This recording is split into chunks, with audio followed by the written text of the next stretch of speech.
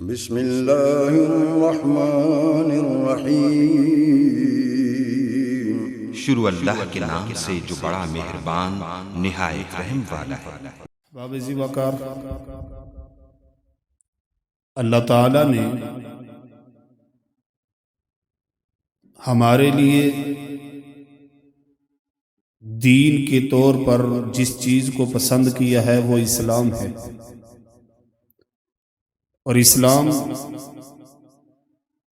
ایک کامل اور اکمل دین ہے، ایک مکمل ضابطہ حیات ہے۔ انسان کی زندگی کا کوئی ایک لمحہ بھی ایسا نہیں جس کی رہنمائی قرآن سے نہ ملتی ہو، احادیث سے نہ ملتی ہو، بلکہ ہر شعبہ زندگی کے ساتھ قرآن حدیث کی رہنمائی موجود ہے۔ یہ دین ہر طرح کی رہنمائی کرتا ہے۔ اللہ تعالیٰ نے ہر چیز کی رہنمائی کر دی، حتیٰ کہ اس کائنات کے نظام چلانے کے بارے میں بھی اللہ نے آگاہ کر دیا کہ میں نے کائنات کا نظام چلانے کے لیے 12 مہینوں کو بنایا ہے، اور پھر ان 12 مہینوں میں سے کچھ کو اللہ تعالیٰ نے فضیلت عطا فرما دی۔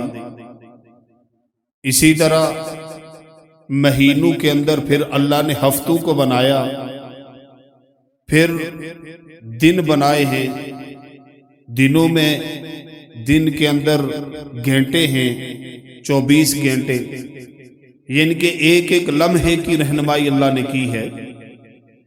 اور ان اوقات کار کے اندر کس چیز کو فضیلت دینی ہے، کس کو دی گئی ہے، یہ اللہ نے فیصلہ کر دیا ہے۔ مہینوں میں سے 4 مہینوں کو اللہ نے مقام اور مرتبہ عطا کیا، راتوں میں سے اللہ تعالیٰ نے لیلۃ القدر کو اہمیت اور فضیلت عطا فرمائی ہے۔ اسی طرح دنوں کے اندر ذی الحجہ کا جو پہلا عشرہ ہے اس کو اللہ تعالیٰ نے باقی دنوں کے اوپر مقام اور مرتبہ عطا فرمایا ہے۔ جو بھی مقام اور مرتبہ تھا اللہ نے دے دیا۔ اب اگر کوئی بندہ اپنی طرف سے کسی دن کو مقام اور مرتبہ دینے کی کوشش کرتا ہے تو اس کو یہ بات سوچنی چاہیے کہ دین کے اندر اپنی منمانی نہیں چلتی۔ کسی بھی مقام اور فضیلت کو بیان کرنے کے لیے اللہ کا قرآن چاہیے، رسول اللہ کا فرمان چاہیے۔ اگر کوئی بندہ اس کے علاوہ بات کرے گا تو اس کی بات کو نہیں تسلیم کیا جائے گا، کیونکہ اللہ تعالیٰ نے پہلے ہی کہہ دیا ہے الیوم اکملت لکم دینکم، کہ میں نے تمہارے لیے دین کو مکمل کر دیا ہے۔ میرے بھائیو، آپ جانتے ہیں کہ یہ مہینہ شعبان کا مہینہ گزر رہا ہے۔ اس مہینے کے اندر ایک رات آتی ہے جس کو 15ویں رات کہا جاتا ہے، شعبان کی 15ویں رات۔ اس کے اندر ہمارے ہاں بڑے ہی غلط عقائد پائے جاتے ہیں۔ اس رات کے بارے میں بڑی فضیلتیں بیان کی جاتی ہیں جو کہ بالکل بے بنیاد ہیں، نبی علیہ السلام سے ثابت نہیں، قرآن سے ثابت نہیں ہے۔ اور جو لوگ ان کو ثابت کرنے کی کوشش کرتے ہیں وہ سب سے پہلے دلیل کے طور پر سورہ دخان کے اندر ایک آیت ہے اس کو پیش کرتے ہیں۔ کہتے ہیں کہ سورہ دخان میں اللہ نے کہا ہے حامیم والکتاب المبین انا انزلناہ فی لیلۃ مبارکہ انا کنا منذرین فیہا یفرق کل امر حکیم۔ کہتے ہیں کہ یہ جو لیلۃ المبارکہ ہے، شب برات ہے، یہ وہ رات ہے جس کے اندر اللہ تعالیٰ تمام معاملات کو طے کرتے ہیں کہ اس سال کے اندر کس نے مرنا ہے، کس نے پیدا ہونا ہے، کس کو کتنا رزق ملے گا، ہر ایک کام کی ترتیب جو ہے وہ نصف جو ہے نا شعبان یعنی 15ویں رات شعبان کی جو ہے اس میں کی جاتی ہے۔ اور اس آیت کو کہتے ہیں لیلۃ المبارکہ، جو ہے اس سے مراد شب برات ہے۔ حالانکہ اپنی تفسیر کی ضرورت ہی نہیں، کیونکہ اللہ تعالیٰ نے قرآن کے اندر اس کی تفسیر خود کر دی ہے، خود قرآن کے اندر اس کی تفسیر موجود ہے۔ یہاں پہ اللہ تعالیٰ کہتے ہیں انا انزلناہ فی لیلۃ مبارکہ، کہ لیلۃ المبارکہ کون سی رات ہے جس کے اندر قرآن نازل ہوا ہے؟ لیلۃ المبارکہ وہ رات ہے جس میں قرآن نازل ہوا۔ اب قرآن کس مہینے کے اندر نازل ہوا؟ وہ قرآن خود کہتا ہے شہر رمضان الذی انزل فیہ القرآن، کہ رمضان کا مہینہ وہ بابرکت مہینہ ہے جس کے اندر ہم نے قرآن کو نازل کیا۔ اب قرآن آ گیا رمضان کے مہینے میں، یہ پتہ چل گیا کہ قرآن کا نزول رمضان کے مہینے میں ہے، تو پھر لیلۃ المبارکہ جو بنتی ہے وہ رمضان میں ہونی چاہیے، شعبان میں نہیں۔ پھر اللہ نے آگے اس کی وضاحت سورہ قدر میں بھی کر دی انا انزلناہ فی لیلۃ القدر، کہ ہم نے قرآن کو لیلۃ القدر میں نازل کیا ہے۔ تو میرے بھائیوں، اس سے پتہ چلتا ہے کہ یہ جو پراپوگنڈا کیا جاتا ہے، غلط تفسیر بیان کی جاتی ہے کہ لیلۃ المبارکہ سے مراد شب برات ہے، یہ بالکل بے بنیاد ہے، کیونکہ اللہ نے قرآن میں خود اس کی وضاحت کر دی کہ لیلۃ المبارکہ وہ رات ہے جس میں قرآن آیا ہے، اور قرآن رمضان کے مہینے میں آیا، اور رمضان کے مہینے میں لیلۃ القدر یعنی کہ شب قدر جو ہے اس میں آیا ہے۔ جو معاملات حکمت والے ہیں وہ اللہ تعالیٰ اس رات میں کرتے ہیں، شعبان کی 15 رات کو نہیں ہے۔ شعبان کی 15 رات کی فضیلت کے بارے میں جو قرآن سے پیش کیا جاتا ہے وہ تو اپنی تفسیر ہے، قرآن کی جو خود تفسیر ہے وہ اس کے برخلاف ہے۔ یہ بات واضح ہو گئی کہ یہ جو کہتے ہیں کہ شب برات یہ لیلۃ المبارکہ ہے، یہ غلط ہے۔ یہ تو لیلۃ القدر، لیلۃ المبارکہ یہ ایک ہی ہے، وہ رمضان میں ہے۔ اور اس کے بعد میرے بھائیوں، اس رات کے ثبوت کے لیے احادیث پیش کی جاتی ہیں۔ کہا جاتا ہے کہ نبی علیہ الصلوۃ والسلام سے اس رات کے بارے میں ثابت ہے، اور من گڑت ضعیف روایات کا سہارا لے کر لوگوں کے اندر یہ فضیلتیں بیان کی جاتی ہیں۔ میرے بھائیوں، یہ بات اچھی طرح سمجھ لیں کہ دین کے اوپر عمل کرنے کے لیے قرآن کی آیت یا نبی کی صحیح حدیث ہونا ضروری ہے۔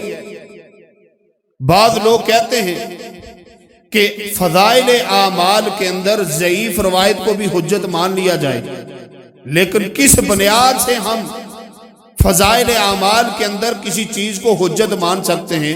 جو ضعیف ہے اس کو کیسے مان سکتے ہیں؟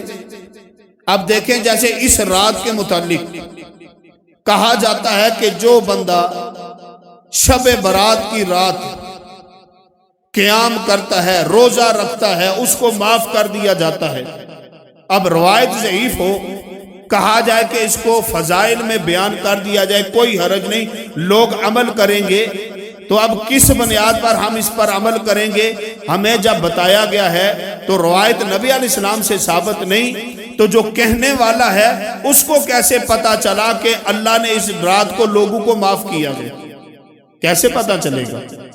نبی علیہ السلام سے تو پتا تب چلتا ہے کہ نبی علیہ السلام اللہ کے حکم کے بغیر نہیں بولتے۔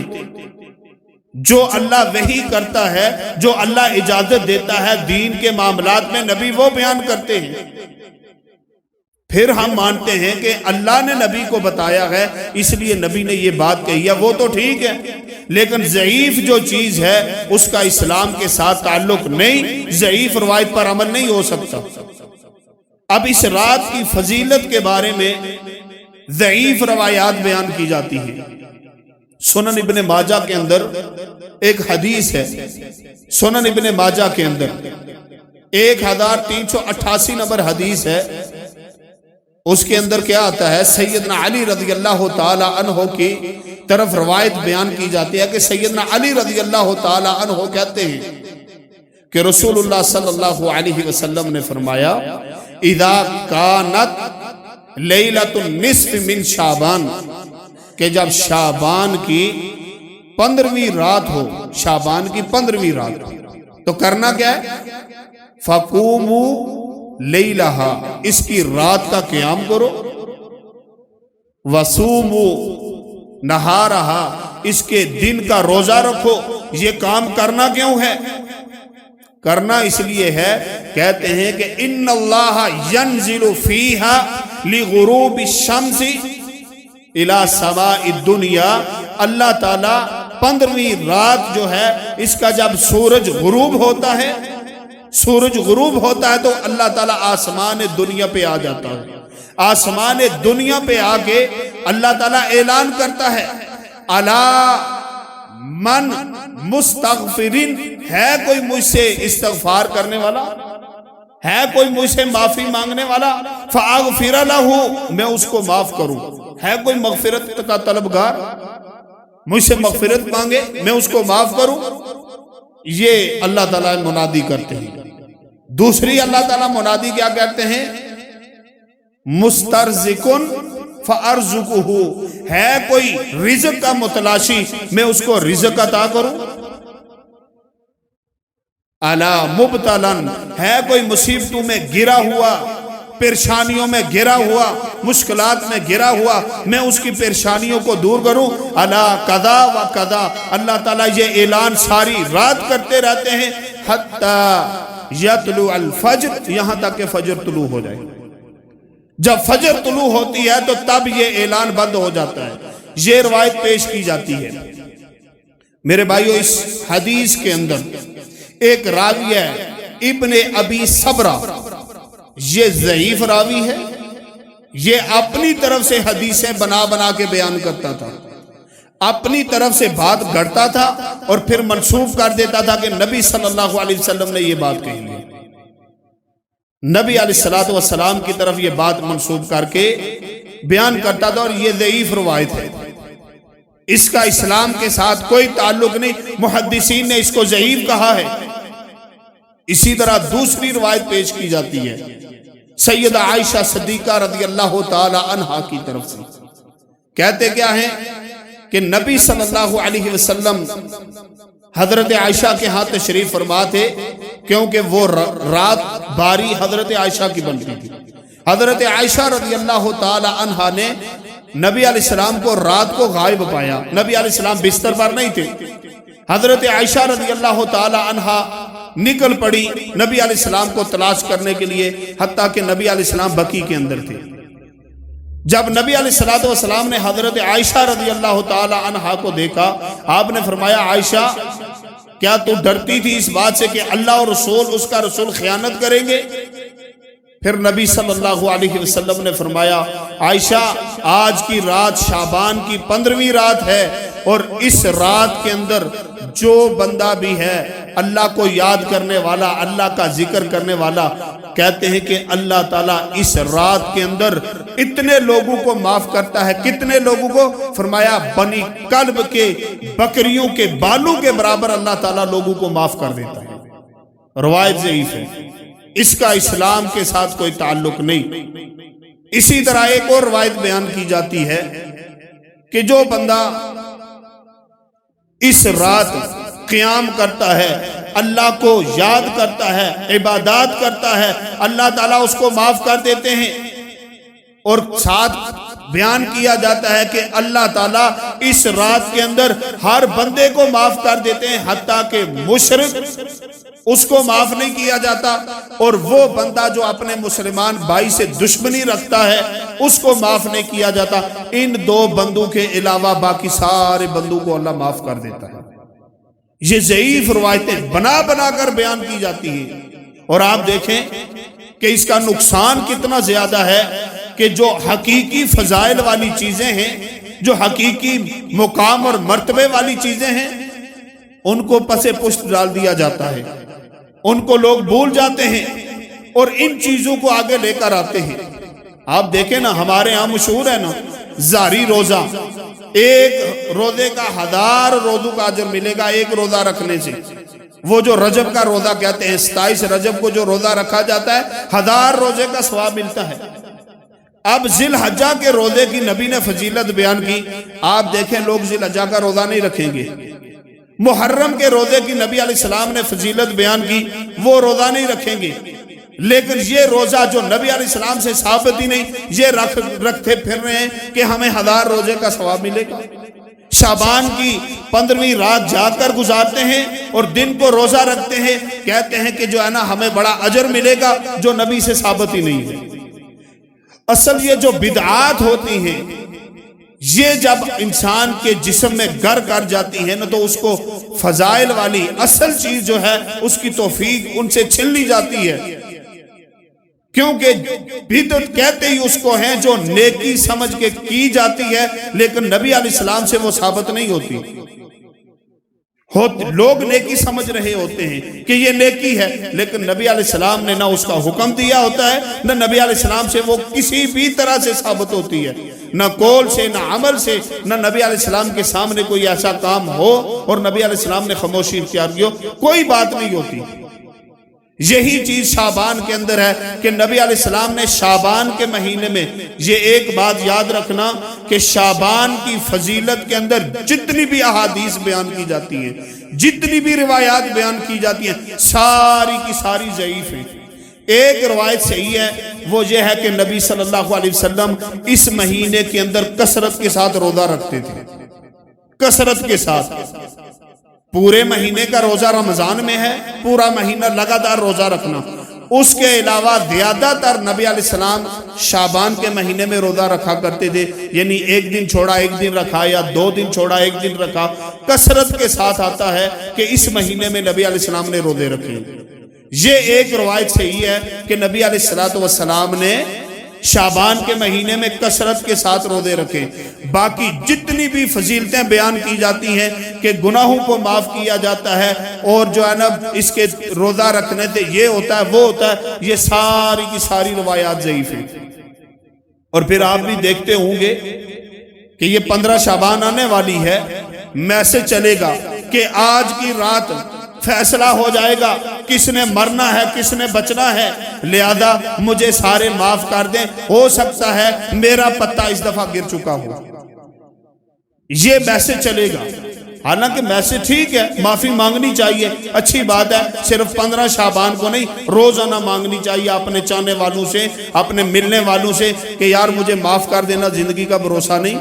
لیکن یہ جو 15 شعبان کو کیا جاتا ہے، یہ ایک وہ مقام سمجھ کے کیا جاتا ہے جو اسلام سے ثابت نہیں ہے۔ اس لیے میرے بھائیوں یہ بات یاد رکھیں کہ 15 شعبان کے بارے میں جو کچھ بھی بیان کیا جاتا ہے عبادات کے حوالے سے، ایک روزے والی بات صحیح ہے، باقی یہ قیام اور جو بھی کہا جاتا ہے وہ احادیث سے ثابت نہیں ہے۔ اور پھر 15 شعبان کو جہاں عبادات کا تعلق ہے، اس کے ساتھ ساتھ اور بھی بے شمار غلط عقائد اور نظریات مسلمانوں میں پائے جاتے ہیں۔ وہ روحوں کی آمد، یہ بھی عقیدہ ہمارے اندر پایا جاتا ہے کہ شعبان کی 15ویں رات کو روحیں آتی ہیں، وہ ختم دلایا جاتا ہے۔ اسی طرح اور جو ہے نا آتش زدگی کی جاتی ہے، پٹاخے مارے جاتے ہیں، اور جو ہے نا آتش زدگی ہوتی ہے جو اسلام کے بالکل مخالف ہے۔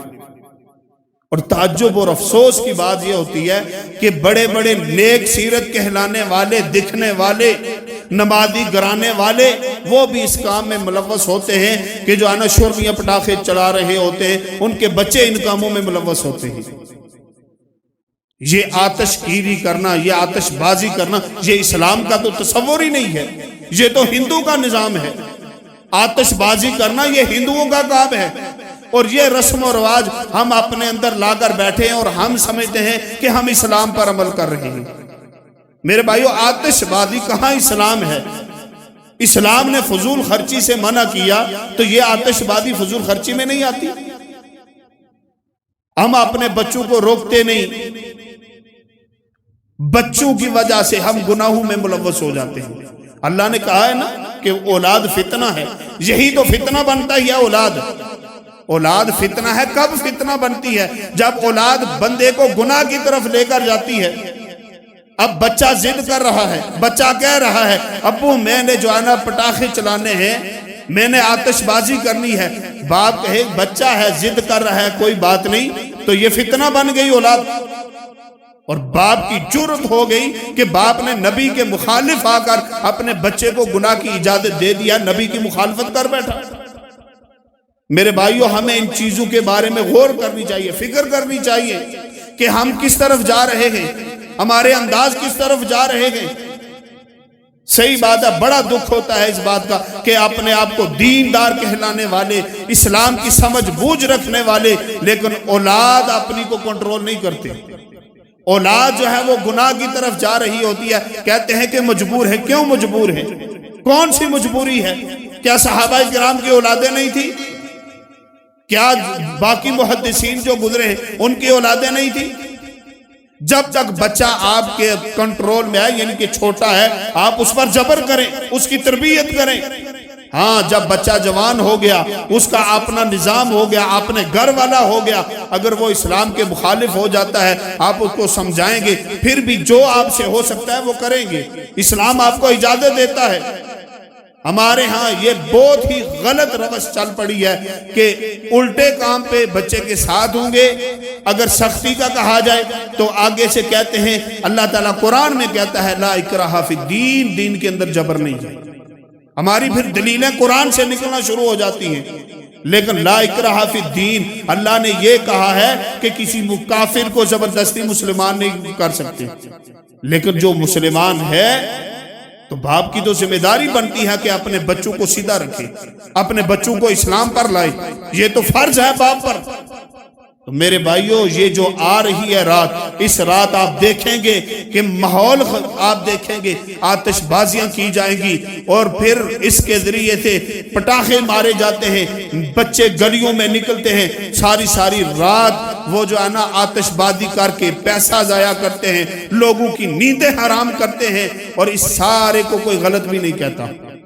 لوگ سمجھتے ہیں کہ کوئی بات نہیں، اس کے اندر میٹھے پکوان چلتے ہیں، اس کے اندر پتہ نہیں کیا کیا رسوم و رواج ہوتی ہیں، ایک ایک رسم دیکھنے کو ملتی ہے، اور ہے کون سی ساری ہندوانہ رسمیں ہیں، اور ہم سمجھتے ہیں کہ یہ اسلام ہے۔ ہم متاثر ہیں ہندو سے،